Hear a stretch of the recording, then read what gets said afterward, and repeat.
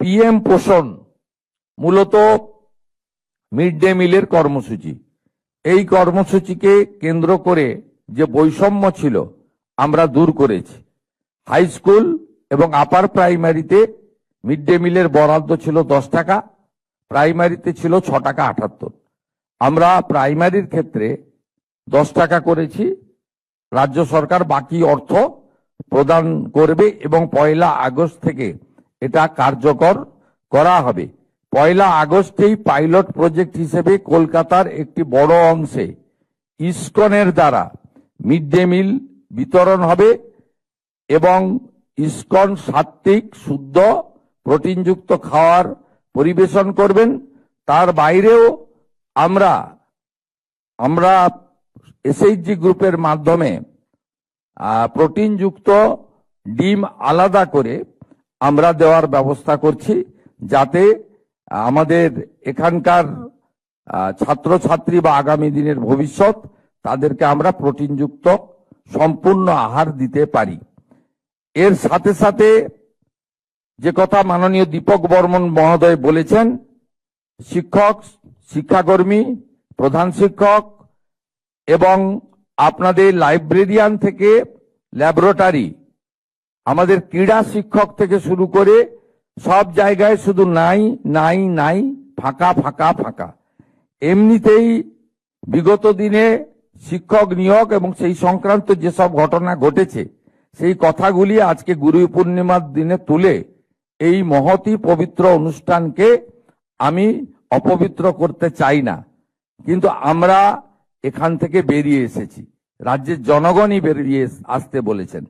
আপনারা শুনলে খুশি হবেন, স্কুল সার্ভিস কমিশনের ক্ষেত্রে আমরা সম্পূর্ণভাবে রাজনৈতিক নিয়োগ আমরা বন্ধ করেছি। আমরা সিদ্ধান্ত নিয়েছি রাজনৈতিকভাবে ক্যাবিনেটের মিটিংয়ে, এবং আমরা যে দলকে রিপ্রেজেন্ট করি দল থেকেও আমরা শিক্ষক অধ্যাপক সহ কোনো নিয়োগের ক্ষেত্রে কোনো রাজনৈতিক ব্যক্তি থাকবেন না। ইতিমধ্যে স্কুল সার্ভিস কমিশনে চেয়ারম্যান হিসেবে চিফ সেক্রেটারি পদমর্যাদার আধিকারিক দুষ্যন্ত নারিয়ালাকে আমরা চেয়ারম্যান নিযুক্ত করেছি এবং মহামান্য সুপ্রিম কোর্টের নির্দেশ মেনে আমরা নিয়োগ প্রক্রিয়া, যেটা একটু আগে দীপক বাবু বলেছেন, আমরা সেটা সম্পূর্ণ করব। 6000-এর ইন্টারভিউ বাকি ছিল, সেটাও হয়ে যাবে। এবং এক্ষেত্রে আপনাদের জেনে রাখা দরকার, আগে যে ওবিসির ভুল নীতি ছিল সেখান থেকেও আমরা বেরিয়ে এসেছি। আমরা বিধানসভাতে আইন করেছি এবং সুপ্রিম কোর্ট থেকেও এক্সিট নিয়েছি। তাই আগামী দিনে নিয়োগের ক্ষেত্রে কোনো সমস্যা থাকবে না।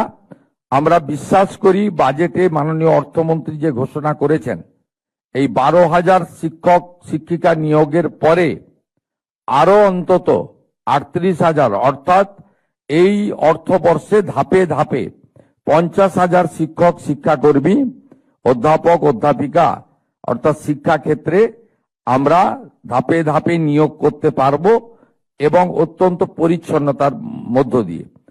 অর্থাৎ আমাদের no teacher school, single teacher school এবং বিভিন্ন বিষয় যে শিক্ষকদের অভাব রয়েছে সেটা পূরণ করব। এর সঙ্গে আমরা কৃতজ্ঞ 42,192 জন প্যারা টিচারের প্রতি, যারা অত্যন্ত অল্প বেতনে শিক্ষকদের সমান অংশীদারিত্ব দিয়ে আমাদের কোমলমতি ছাত্রছাত্রীদের পড়াচ্ছেন। এই বাজেটে তাদের মাসিক সাম্মানিক 5,000 টাকা বৃদ্ধি করা হয়েছে, যেটা আগামী আগস্ট মাস থেকে কার্যকর হবে। আমাদের বর্তমান স্থায়ী শিক্ষকদের ক্ষেত্রেও আমাদের 7th পে কমিশন তৈরি করা হয়েছে অবসরপ্রাপ্ত আইএএস নবীন প্রকাশের নেতৃত্বে, এবং তারা দ্রুত যতটা সম্ভব তারা পে কমিশনের রিপোর্ট দাখিল করবেন। এর সাথে কেন্দ্রীয় সরকারের সঙ্গে ডিএর যে তফাৎ ছিল 42%, আমরা 20% দিতে পেরেছি।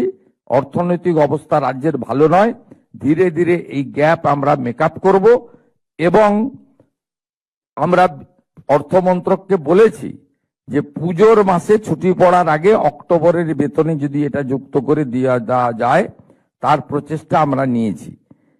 এই বিষয়গুলো এই কারণে বললাম, শুধুমাত্র বিদ্যালয়, ছাত্রছাত্রী, শিক্ষক শিক্ষিকা নয়, সকলের মিলিত প্রচেষ্টায় বিদ্যালয় পরিচালক ব্যবস্থায় স্বচ্ছতা এনে আমরা সামগ্রিকভাবে শিক্ষা ব্যবস্থাকে একটি সুন্দর শিক্ষা ব্যবস্থায় পরিণত করতে চাই। আমরা উন্নয়নের দিকে নজর দিয়েছি। শুধুমাত্র নতুন নতুন বিল্ডিং তৈরি করা নিশ্চিতভাবে আমাদের আগামী দিনের পরিকল্পনায় থাকা উচিত, কিন্তু যা আছে সেটা কিন্তু ভালো নেই। এখনো বহু বিদ্যালয় আমাদের এখনো পর্যন্ত ইলেকট্রিক কানেকশন নেই, এমন সংখ্যাও আছে এই 80,000 বিদ্যালয়ের মধ্যে। এমন অনেক বিদ্যালয় রয়েছে যেখানে গ্যাস কানেকশন নেই, মানে আমাদের মিড ডে মিল তৈরি করার ক্ষেত্রে। এমন অনেক বিদ্যালয় রয়েছে যেখানে পরিশ্রুত আর্সেনিক মুক্ত পানীয় জল আমরা দিতে পারিনি। আমরা একটা পাইলট প্রজেক্ট করেছি, আমাদের দপ্তরকে বলা হয়েছে আমরা চাই সমস্ত বিদ্যালয়গুলিকে এক হচ্ছে সোলার প্যানেলের মধ্য দিয়ে আমাদের নন কনভেনশনাল এনার্জির মধ্যে অন্তর্ভুক্ত করা, ইলেকট্রিক 100% মানে এটাতেও আসবে, ইলেকট্রিক কানেকশন যেখানে নেই সেটাকেও দ্রুত করা, গ্যাসের মাধ্যমে মিড ডে মিল রান্নার ব্যবস্থা করা, ইউটেনসিল যেখানে নেই ইউটেনসিল সেখানে দেওয়ার ব্যবস্থা করা, ছাত্র এবং ছাত্রীদের জন্য আলাদা শৌচালয় নির্মাণ সুনিশ্চিত করা, এবং সাথে সাথে ফ্যান দেওয়া। মানে আমাদের বিশেষ করে পুরুলিয়া, বাঁকুড়া, বীরভূম এলাকাতে, আমাদের রাঢ়বঙ্গের ওই বিস্তীর্ণ এলাকাতে গরমের সময় যে ধরনের কষ্ট পান আমাদের সমস্ত যারা বিদ্যালয়ে ছাত্রছাত্রীরা, বিশেষ করে সেখানে আমরা ফ্যান বিতরণের জন্য বলেছি সব জায়গায় অগ্রাধিকারের ভিত্তিতে ফ্যান দেওয়ার ব্যবস্থা করা। এই ছোট ছোট কাজগুলি কিন্তু এর প্রাসঙ্গিকতা এবং উপযোগিতা অনেক বেশি, এই বিষয়ে আমরা অগ্রাধিকার দিয়েছি। শুধু তাই নয়, মিড ডে মিল যারা রান্না করেন আমাদের দিদি মাসিরা এসএইচজি গ্রুপের, তাদের কথাও বর্তমান সরকার ভেবেছে।